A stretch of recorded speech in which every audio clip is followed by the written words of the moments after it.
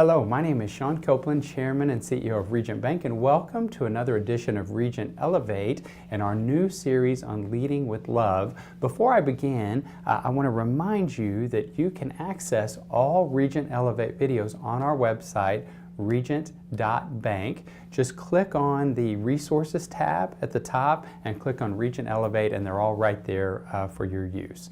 Today we're going to talk about our first principle for leading with love, and it is that great leaders lead with patience. Now, what do we mean by patience? Patience is using self-control in difficult situations. We have all worked for people and with people who lose it.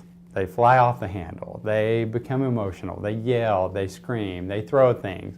We all know that's wrong, but that's not really what we're going to talk about here today. What we're going to talk about is using patience when we admonish someone, using patience when we praise someone, and using patience so that we don't overreact or act too quickly. So let me begin by talking about patience when we admonish someone. Probably all of us have had an experience where we have been corrected or criticized in public. It's embarrassing, it makes you want to run away and hide, and what we want to do here is we want to, as a leader, we want to think before we do that. We want to never publicly admonish someone. We always want to maintain their dignity. We always want to correct someone with respect and with love. Now, oftentimes we do need to correct them. So what we're not saying to avoid giving someone feedback. That's the only way that they're going to grow. We just don't want to do it in an embarrassing way.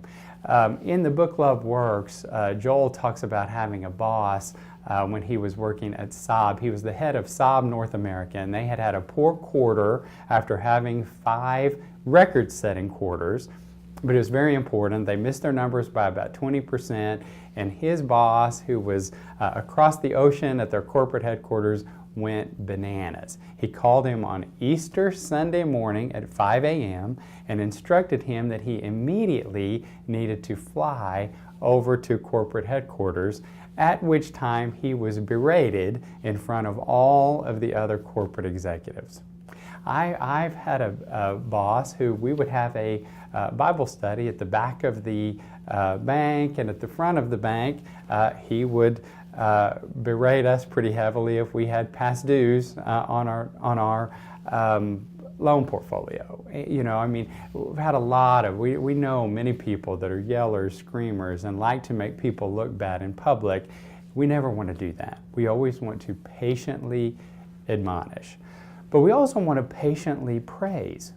When we are praising people, we want to take the time to be thoughtful and careful and detailed in our praise for them. The more detailed we can be, the better.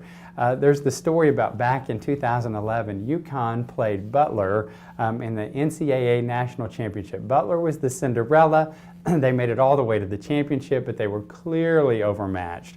UConn beat them 53-41, but honestly, the game wasn't even that close. It was really a terrible game, and UConn dominated them really from the very beginning.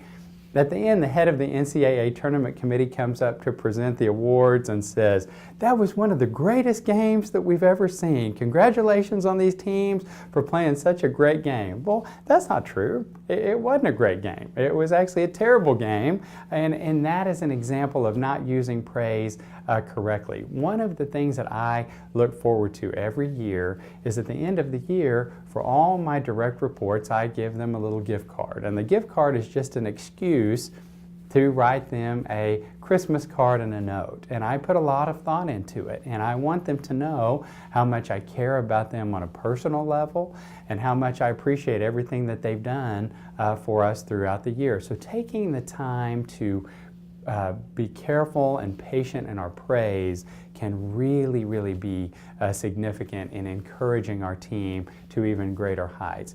Last thing we want to do is we want to be patient and not overreact or act too quickly. As I think back on my leadership experience, almost every bad mistake that I've ever made, bad decision, has been because I rushed.